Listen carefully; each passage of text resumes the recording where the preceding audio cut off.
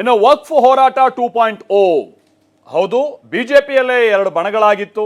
ಒಂದ್ ಕಡೆ ರಾಜ್ಯಾಧ್ಯಕ್ಷರ ನೇತೃತ್ವದಲ್ಲಿ ಹೋರಾಟ ನಡೀತಾ ಇದ್ರೆ, ಅದಕ್ಕಿಂತ ದೊಡ್ಡ ಮಟ್ಟದಲ್ಲಿ ಆಂದೋಲನ ನಡೆಸ್ತೀವಿ, ಅಭಿಯಾನ ಮಾಡ್ತೀವಿ ಅಂತ ಹೇಳ್ಕೊಂಡು ಯತ್ನಾಳ್ ಅವರ ಬಣ ಕೂಡ ವಕ್ಫ್ ವಿಚಾರವಾಗಿ ಹೋರಾಟ ನಡೆಸ್ತಾ ಇತ್ತು. ಕಳೆದ ಕೆಲ ದಿನಗಳಿಂದ ಇದು ಸ್ವಲ್ಪ ಅಷ್ಟು ಸುದ್ದಿ ಇರಲಿಲ್ಲ. ಬಟ್ ಈಗ ಹೊಸ ವರ್ಷದ ನಂತರದಲ್ಲಿ ಅಂತಾರೆ ಜನವರಿಯ ಮೊದಲ ವಾರದಲ್ಲೇ ಈ ವಿಚಾರವಾಗಿ ದೊಡ್ಡ ಮಟ್ಟದ ಹೋರಾಟಕ್ಕೆ ಕರೆ ಕೊಡಲಾಗ್ತಾ ಇದೆ. ಬಳ್ಳಾರಿಯಲ್ಲಿ ಒಂದು ಬೃಹತ್ ಸಮಾವೇಶವನ್ನ ಮಾಡಿ ಹೋರಾಟಕ್ಕೆ ಮತ್ತೆ ಚಾಲನೆ ಕೊಡುವಂತ ನಿಟ್ಟಿನಲ್ಲಿ ಯತ್ನಾಳ್ ಟೀಮ್ ವಕ್ಫ್ ವಿಚಾರವಾಗಿ ಈಗ ಯೋಚನೆಯನ್ನ ಮಾಡ್ತಾ ಇದೆ. ಈ ಹೋರಾಟಕ್ಕೆ ಸಂಬಂಧಪಟ್ಟ ಹಾಗೆ ವರಿಷ್ಠರ ಕಡೆಯಿಂದ ಗ್ರೀನ್ ಸಿಗ್ನಲ್ ಸಿಗುತ್ತಾ? ವಿಜಯೇಂದ್ರ ಬಣ ಇದಕ್ಕೆ ಸಂಬಂಧಪಟ್ಟ ಹಾಗೆ ಹೇಗೆ ರಿಯಾಕ್ಟ್ ಮಾಡಬಹುದು? ಈ ಹೋರಾಟ ಹೇಗೆ ಮುಂದುವರಿಯುತ್ತೆ? ಇದು ಬಿಜೆಪಿಯಲ್ಲಿರುವಂತಹ ಬಣವನ್ನ ಮತ್ತಷ್ಟು ಬೀದಿಗೆ ತರುವಂತ ಕೆಲಸಗಳು ಈ ಮುಖೇನವಾಗಿ ಆಗುತ್ತಾ? ಬನ್ನಿ, ಇದಕ್ಕೆ ಸಂಬಂಧಪಟ್ಟ ಹಾಗೆ ರಿಪೋರ್ಟ್ ನೋಡ್ಕೊಂಬೋಣ.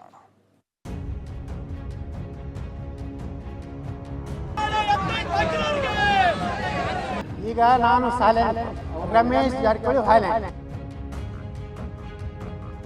4ನೇ ತಾರೀಕಿನಿಂದ ಬಳ್ಳಾರಿ ಜಿಲ್ಲೆ ಮತ್ತು ವಿಜಯನಗರ ಜಿಲ್ಲೆ ಕೂಡ ಕಂಪ್ಲಿಯಲ್ಲಿ ಒಂದು ಸಮಾವೇಶ ಮಾಡಿದ್ರು. 2ನೇ ಹಂತದ ಪ್ರವಾಸವನ್ನ ಕೈಗೊಳ್ಳುತ್ತಾರೆ.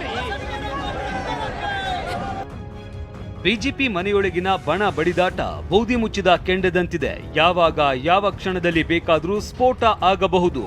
ವಿಜೇಂದ್ರ ನಾಯಕತ್ವವನ್ನೇ ವಿರೋಧಿಸಿ ಶಾಸಕ ಯತ್ನಾಳ್ ಟೀಮ್ ಅಲ್ಲಲ್ಲಿ ಪದೇ ಪದೇ ಶಕ್ತಿ ಪ್ರದರ್ಶನ ಮಾಡ್ತಾ ಇದೆ. ಸಭೆಯ ಮೂಲಕ ಮುಂದಿನ ರಣತಂತ್ರ ನಡೆಸ್ತಾ ಇದ್ದಾರೆ. ಸೈಲೆಂಟ್ ವೈಲೆಂಟ್ ಅಸ್ತ್ರ ಹೂಡಿರುವ ಶಾಸಕ ಯತ್ನಾಳ್ ಟೀಮ್ ಮತ್ತೊಂದು ಯುದ್ಧಕ್ಕೆ ಸಜ್ಜಾಗಿದೆ. ಅದುವೇ ಹೊಸ ವರ್ಷಕ್ಕೆ ವಕ್ಫ್ ವಿರುದ್ಧ 2ನೇ ಸುತ್ತಿನ ಹೋರಾಟ.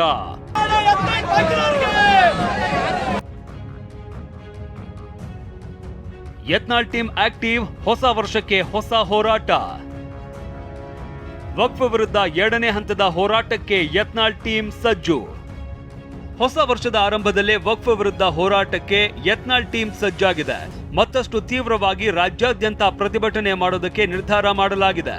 ಜನವರಿ 4ರಂದು ಬಳ್ಳಾರಿ ಜಿಲ್ಲೆಯಲ್ಲಿ ಬೃಹತ್ ಸಮಾವೇಶ ಮಾಡೋಕು ಪ್ಲಾನ್ ಮಾಡಲಾಗಿದೆ. ರಮೇಶ್ ಜಾರಕಿಹೊಳಿ, ಕುಮಾರ್ ಬಂಗಾರಪ್ಪ, ಪ್ರತಾಪ್ ಸಿಂಹ ಸೇರಿದಂತೆ ಹಲವರು ಈಗಾಗಲೇ ಸಭೆ ಮಾಡಿ ನಿರ್ಧಾರವನ್ನೂ ಮಾಡಿದ್ದಾರೆ.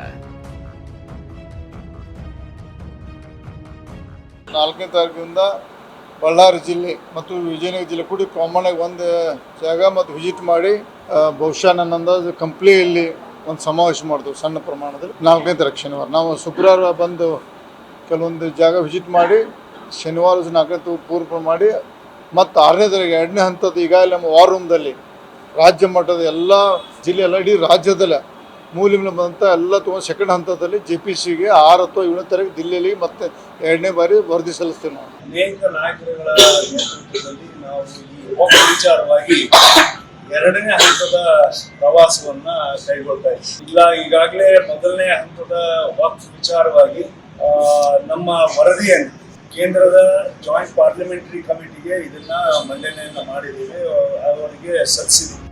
ವಕ್ಫ್ ವಿರುದ್ಧ ಪ್ರತ್ಯೇಕ ಸಮರ ಸಾರಿರುವ ಯತ್ನಾಳ್ಗೆ ಮೊದಲ ಹಂತದ ಹೋರಾಟದಲ್ಲಿ ಭಾರಿ ವಿರೋಧ ವ್ಯಕ್ತವಾಗಿತ್ತು. ವಿಜಯೇಂದ್ರ, ಅಶೋಕ್ ಸೇರಿದಂತೆ ವಿರೋಧ ಮಾಡಿದ್ರು. ವಿಜಯೇಂದ್ರ ನಾಯಕತ್ವ ಬಿಟ್ಟು ಪ್ರತ್ಯೇಕ ಹೋರಾಟ ಬೇಡ ಅಂತಾನೂ ಎಚ್ಚರಿಕೆ ಕೊಡಲಾಗಿತ್ತು. ಈ ಬಣ ಬಡಿದಾಟ ಹೈಕಮಾಂಡ್ ಅಂಗಳಕ್ಕೂ ತಲುಪಿತ್ತು. ಸೈಲೆಂಟ್ ಆಗಿರುವಂತೆ ಹೈಕಮಾಂಡ್ ಸೂಚನೆಯನ್ನೂ ಕೊಟ್ಟಿತ್ತು. ಅದರಂತೆ ದೆಹಲಿ ಭೇಟಿ ಕೊಟ್ಟು ಬಂದಿದ್ದ ಯತ್ನಾಳ್ ಇನ್ಮೇಲೆ ನಾನು ಸೈಲೆಂಟ್, ಉಳಿದವರು ವೈಲೆಂಟ್ ಅಂದಿದ್ರು. ಈಗ ನಾನು ಸೈಲೆಂಟ್, ರಮೇಶ್ ಜಾರಕಿಹೊಳಿ ಹಾಯ್ಲ್ಯಾಂಡ್ ಅವ್ರದ್ದೊಂದು ಪೀರಿಯಡ್ ಕೊಟ್ಟಿವಿ, ಅಟ್ಟು ಮುಗಿದ ಮೇಲೆ ಮತ್ತೊಬ್ಬರು ಹಾಯ್ಲ್ಯಾಂಡ್, ಹಿಂಗೆಲ್ಲ ಹಂಚ್ಕೊಂಡಿ ನಾವು. ಹಾಗಾದ್ರೆ ವಕ್ಫ್ ಹೋರಾಟದಲ್ಲಿ 2ನೇ ಹಂತದ ತಯಾರಿ ಹೇಗಿದೆ? ಸಭೆಯಲ್ಲಿನ ಇನ್ಸೈಡ್ ಮಾಹಿತಿಯನ್ನ ಹೇಳ್ತೀವಿ ನೋಡಿ.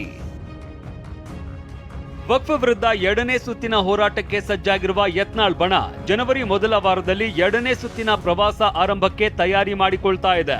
2ನೇ ಸುತ್ತಿನ ಹೋರಾಟಕ್ಕೆ ಶಾಸಕ ಯತ್ನಾಳ್ ರೂಪುರೇಷೆ ಸಿದ್ಧ ಮಾಡಿದ್ದಾರೆ. ವಾರ್ ರೂಮ್ಗೆ ದಾಖಲಾದ ಪ್ರಕರಣಗಳ ಕುರಿತು ಮಾಹಿತಿ ಸಂಗ್ರಹ ಮಾಡಲಾಗಿದೆ. ವಾಟ್ಸ್ಆಪ್ ಮೂಲಕ ವಾರ್ ರೂಮ್ಗೆ ಬಂದಿರುವ ಮಾಹಿತಿ ಪರಿಶೀಲನೆ ಮಾಡಲಾಗಿದೆ. ಇನ್ನು ಜನವರಿ 4ರಂದು ಬಳ್ಳಾರಿ ಜಿಲ್ಲೆಯಲ್ಲಿ ಬೃಹತ್ ಸಮಾವೇಶಕ್ಕೆ ಪ್ಲಾನ್ ಮಾಡಲಾಗಿದೆ. ಜನವರಿ 6ರಂದು ರಾಜ್ಯಾದ್ಯಂತ ಹೋರಾಟ ಹೆಚ್ಚು ಮಾಡೋಕೆ ಚಿಂತನೆ ಮಾಡಲಾಗಿದೆ. ಶಾಸಕ ಅರವಿಂದ್ ಬೆಲ್ಲದ್ ಮಾತನಾಡಿ, ಯಾರೋ ಒಬ್ಬರು ಇಬ್ಬರು ಹೋರಾಟ ಮಾಡಿದ್ರೆ ಆಗಲ್ಲ, ಎಲ್ಲರೂ ಹೋರಾಟ ಮಾಡಬೇಕಾಗಿದೆ ಅಂದ್ರು. ಕೇವಲ ಒಬ್ಬರ ಇಬ್ಬರ ಇದು ಹೋರಾಟ ಮಾಡಿದ್ರೆ ಆಗೋದಿಲ್ಲ, ಎಲ್ಲರೂ ಮಾಡಬೇಕಾಗ್ತೈತಿ. ಹಾಗಾಗಿ ಎಲ್ಲರೂ ಬೇರೆ ಬೇರೆ ರೀತಿಯಿಂದ ಹೋರಾಟ ಮಾಡುವಂಥ ಅವಶ್ಯಕತೆ ಐತಿ. ಅದ್ರಾಗ ಎಲ್ಲರೂ ಒಬ್ರಿಗೊಬ್ರು ಸಹಕಾರ ಕೊಡಬೇಕಾಗ್ತೈತಿ.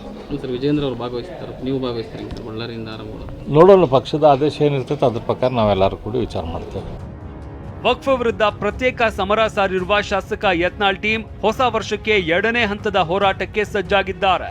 ಬಳ್ಳಾರಿಯಲ್ಲಿ ಬೃಹತ್ ಸಮಾವೇಶಕ್ಕೆ ಪ್ಲಾನ್ ಮಾಡಲಾಗಿದೆ. ಆದ್ರೆ ಇಲ್ಲಿ ಬಣವಾಗಿ ಹೋರಾಟ ಇರುತ್ತೋ ಇಲ್ಲ ಎಲ್ಲವನ್ನ ಮರೆತು ವಕ್ಫ್ ವಿರುದ್ಧ ಹೋರಾಡ್ತಾರೋ ಅನ್ನೋದನ್ನ ಕಾದು ನೋಡಬೇಕಿದೆ.